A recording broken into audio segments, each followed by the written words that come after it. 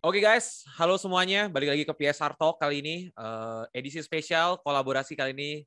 Without further ado, langsung aja kita berkolaborasi dengan Iqbal Ramadan. Halo. Halo, what's up? Hai. Mantap.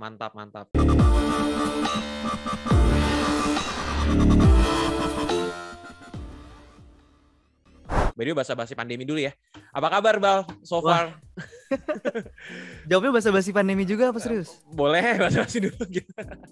So far gimana? Baik gue. So, dari kita kulik-kulik profiling nih ya, probing sedikit nih dari kisah personal life-nya Iqbal, ada satu hal yang menarik nih. Apa ketika sekolah SMA ya, college life di Amerika, dan kemudian ngambil university di Australian, betul? Betul. Nah, boleh cerita sedikit nggak di sana tuh waktu sekolah di Amerika maupun di Australia tuh ada relating kah soal theatrical career development atau cuma sekolah basic aja gitu? Oke, menarik. Kalau misalnya pas di SMA, gue kebetulan ngejalanin kurikulum yang namanya IB, International Baccalaureate. Kurikulum itu tuh mewajibkan siswanya untuk ngambil hanya 6 mata pelajaran, Mas Andri. Jadi ada language, ada 2 language yang harus diambil, and then ada science, ada social science, and then ada matematika wajib. Satu lagi tuh lo bisa milih. Yang terakhir ini kebetulan gue milihnya teater. Sebagai mata pelajaran yang harus gue ambil, gue harus selesaikan gitu. Jadi akhirnya karena ngambil teater ini lumayan ada eksplorasi sih sebenarnya, in terms of tadi ya lu bilang ya theatrical development apa segala macam. Yang lebih menariknya sebenarnya dia nggak cuma tentang ke acting skill sih, tapi juga ke penulisan, directing, bahkan at some point karena kita juga waktu itu di sekolah tuh ada kayak auditorium gitu. Jadi sempat beberapa kali bikin play, bikin apa namanya, jadi kru, ada yang jadi kita bilangnya tech sound, jadi yang kru sound, ada juga tech lighting apa segala macam. Jadi sempat punya pengalaman itu, walaupun mungkin skalanya emang skala sekolahan lah ya bahasanya gitu, tapi paling enggak kasarnya sempat jadi orang balik layar lah. Dan kalau buat gue pribadi, I started in the musical theater kan. Gue startnya di musikal Laskar Pelangi tahun 2000. Oh iya. 2010 gitu apa 2009 gue lupa, pokoknya 2009-2010 lah. Gue startnya tuh musikal teater, jadi emang playground pertama gue tuh panggung teater dengan penonton apa namanya semi circular gitu tingkat. Jadi begitu kemarin pas SMA manggung apa namanya ngambil pelajaran yang playgroundnya tuh panggung lagi, feels like home gitu loh. Oke. Lumayan balik lagi karena abis musikal teater itu kan udah habis itu gue film. And then pas sekolah ketemu panggung lagi. Sampai hari ini sih gue pengen banget main teater lagi sih. By the way, back to the American lagi nih. Waktu di kan sekolahnya di New Mexico, right? Di New Mexico. Di situ I don't know, kalau mungkin sekolahnya di LA atau di New York mungkin bisa tanya kayak opportunity apa nih diambil nih mumpung di situ nih. Tapi either way, ada nggak sih sempat nyolong gitu, mungkin pas liburan lagi summer break nyari opportunity di sana untuk bisa berkarir di dunia Amerika gitu?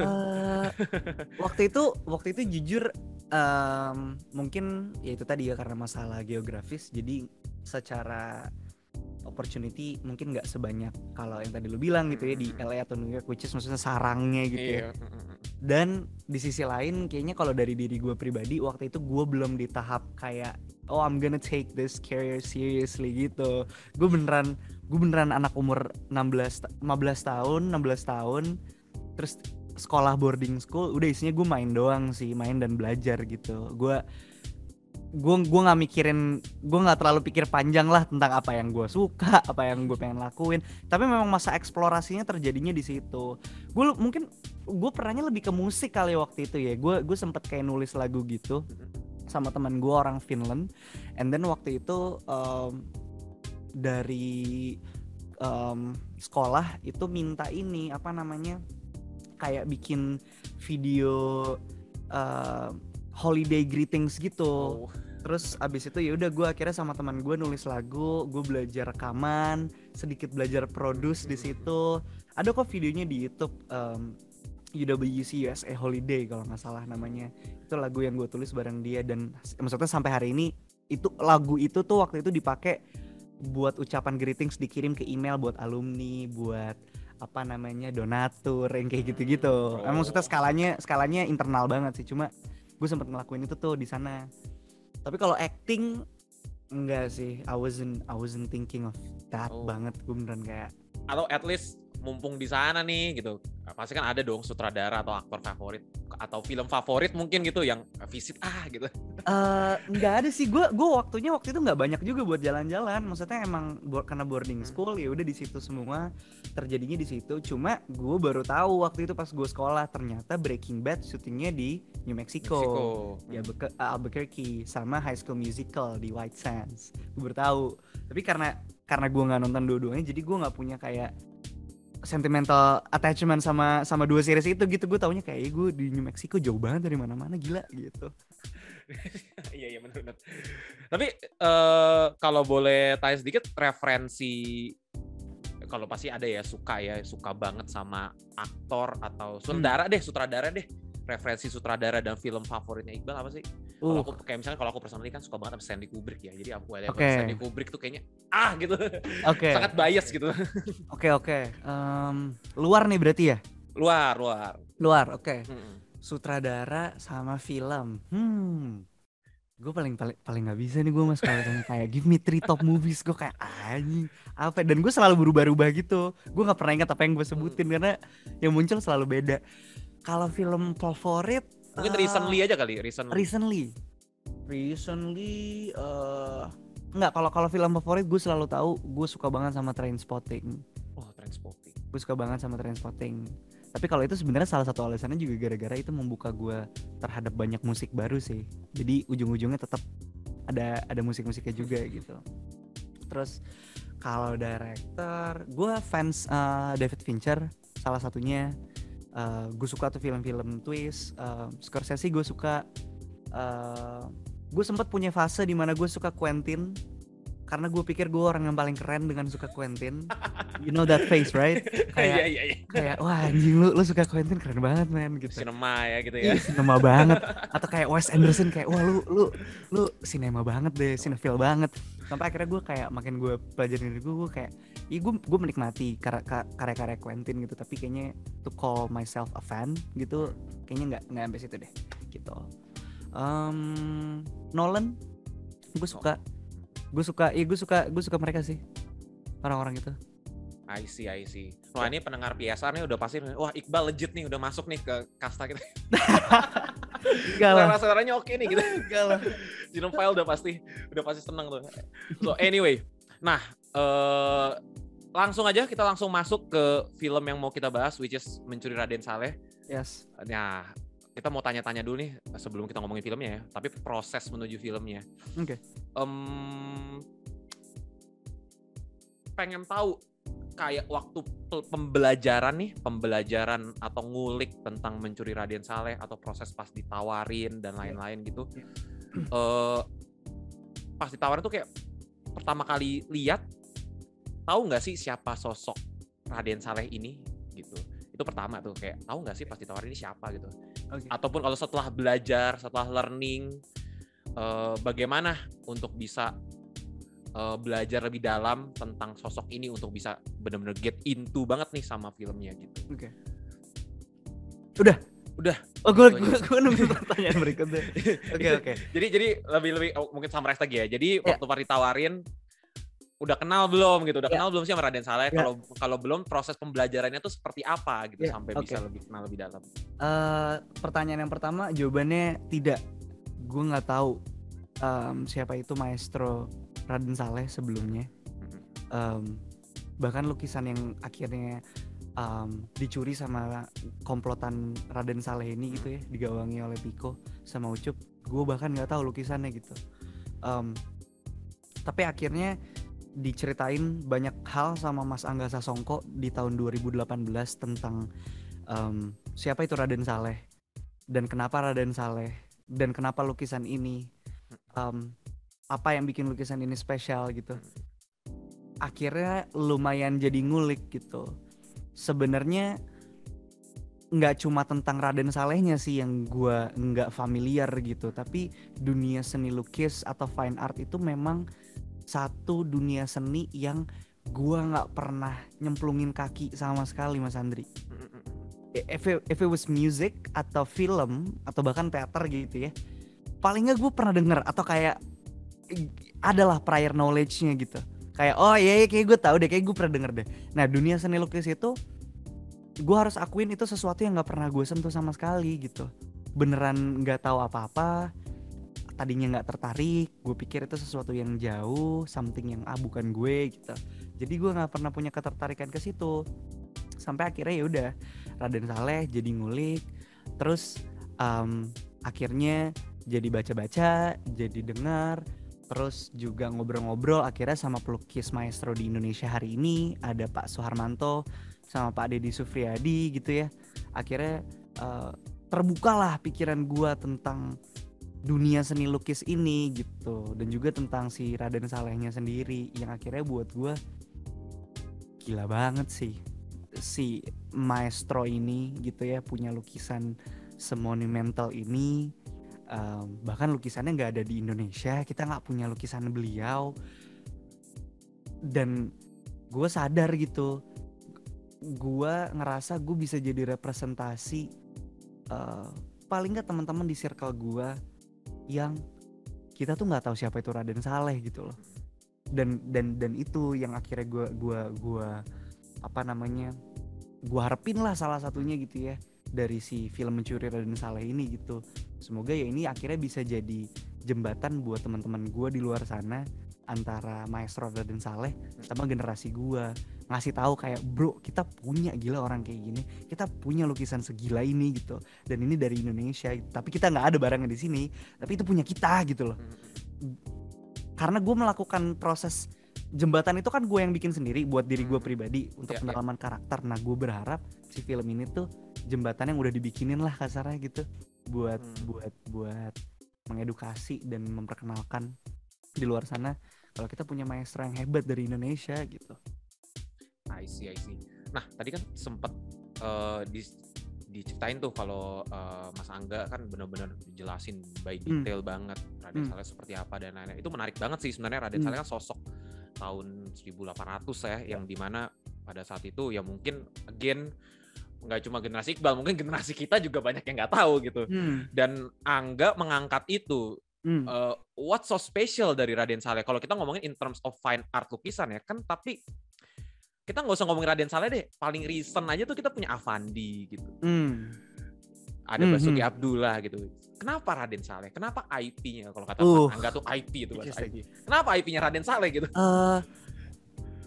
Gua ini gua akan jawab sepengetahuan gua ya. Mungkin kalau untuk lebih jelas dan kenapa Raden Saleh, maybe you should ask Mas Angga Sasongko gitu.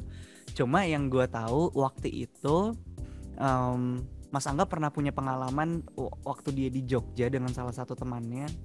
Kayaknya dia ngeliat lukisan Raden Saleh deh. Gue nggak tahu tapi lukisan yang mana. Gue nggak tahu juga itu asli apa enggak.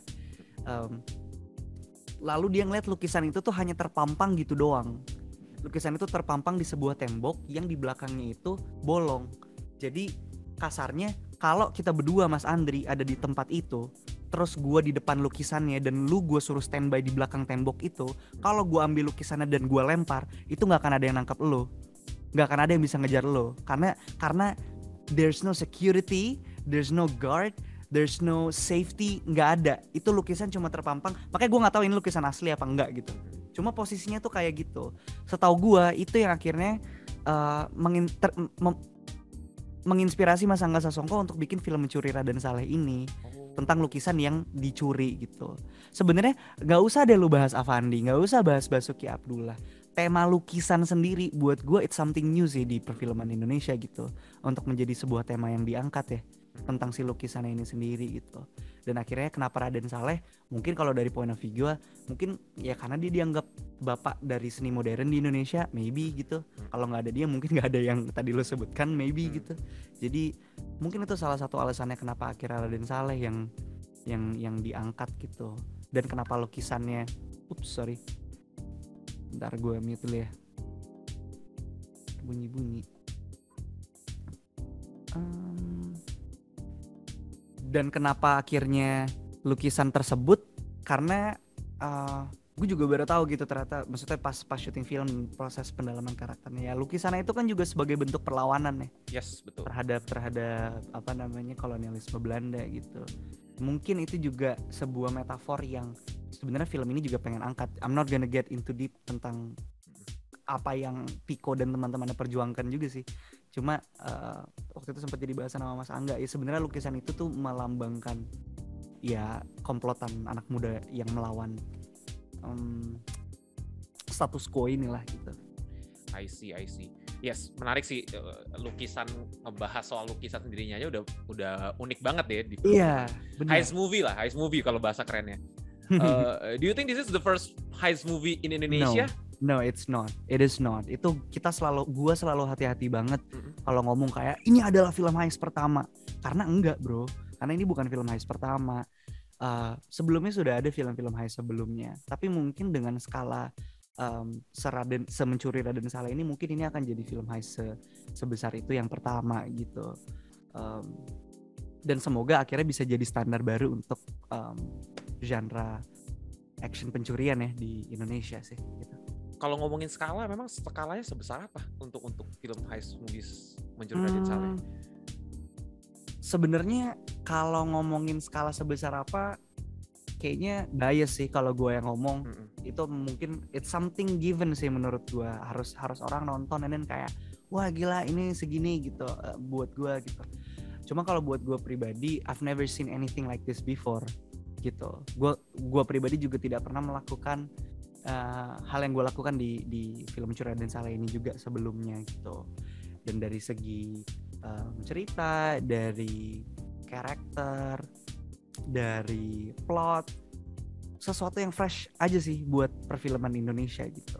Dan kalau ngomongin heist, of course lo punya banyak banget ekspektasi gitu ya, kayak wah temboknya berapa tebel, wah kodenya berapa huruf, berapa angka, kayak hal-hal kayak gitu kan.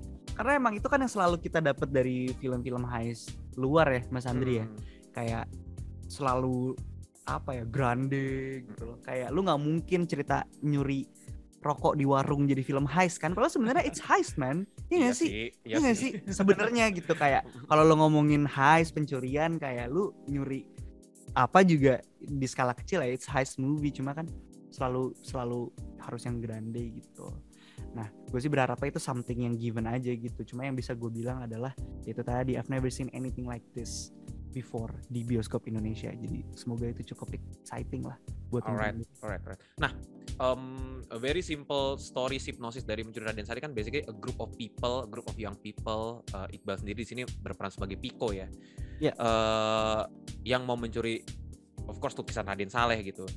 Dan can I say Pico ini adalah leadernya dari grup ini gitu? Karena kalau di trailernya sih kayaknya begitu ya gitu. Oh gitu, itu impresi yang lo dapet? Impresi, soalnya kan dia ngomong, Iqbal yang ngomong gitu, kita harus curi Raden Saleh guys gitu. Jadi kayak okay. Kayaknya ngegerakin masanya gitu. Mungkin kalau dibilang ngegerakin bisa jadi sih. Karena kan memang setiap karakter dari komplotan ini kan mereka emang punya speciality-nya masing-masing kan. Ada yang the driver, the hacker, the brute, the negotiator, the handyman, dan Pico ini memang the forger, which means pemalsu lukisan. Yes. Jadi memang akhirnya beliau yang bertugas untuk apa namanya, segala sesuatu yang berbau dengan lukisan, segala rencana yang melibatkan pemalsuan lukisan, memang akhirnya yang menjalankan Pico gitu. Right. Nah, mungkin untuk secara hipnosis dan beberapa teaser udah banyak banget ya teman-teman, udah bisa, penonton nih mungkin udah bisa cari tahu gitu. Tapi boleh nggak nih dari Iqbal sendiri nih yang ngomong nih, kira-kira penonton nih bakal dapat apa sih, di-anticipate nih bakal pas nonton bakal dapat sesuatu seperti apa gitu? Apakah ada adegan yang blockbuster banget? Apakah ada one take shot yang gokil banget gitu? I don't know gitu. Damn. Untuk urusan blockbuster shot Dan one take gue pengennya itu something given aja sih, kayak itu barusan blockbuster bal, gue kayak oke, tapi gue nggak akan ngomong karena buat gue itu cuma akan ngebangun ekspektasi yang gue juga sebenarnya deg-degan banget sampai akhirnya film ini nanti harus tayang di bioskop gitu. Cuma kalau buat gue pribadi ini film yang keren banget sih Mas Andri. Ini film yang kalau buat gue,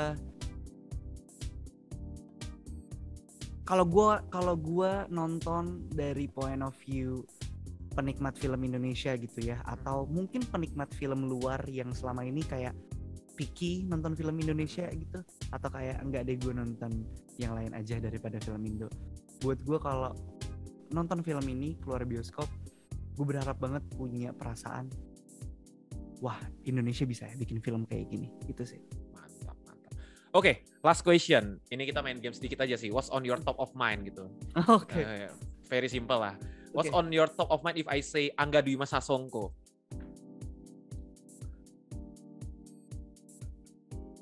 Crazy Genius. Aduh, mantap. What's on your top of mind if I say Angga Yunanda? Sobat Kental. Wah, aduh, apa tuh? Gak usah dijelasin. Kita nggak perlu minta penjelasan. Biarkan penonton berimajinasi. What's on your top of mind if I say Rachel Amanda? Smart. What's on your top of mind if I say Umay Sahab? Regenerasi. Oh, right. Okay. What's on your top of mind if I say Agni Haq? Kang Pukul. Oh, wadaw. Oke.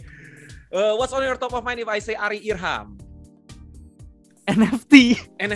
Oh, dia NFT sekali ternyata. Parah, gue belajar sama dia. Anyway, gitu teman-teman. This is Iqbal Ramadan from Mencuri Raden Saleh. Please teman-teman enjoy obrolannya dan jangan lupa tonton Agustus nanti.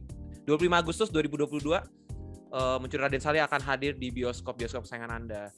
Any last comment atau testimoni mungkin Iqbal untuk teman-teman dari PSR? Mungkin buat teman-teman di luar sana, jangan lupa untuk saksikan film Mencuri Raden Saleh tanggal 25 Agustus 2022.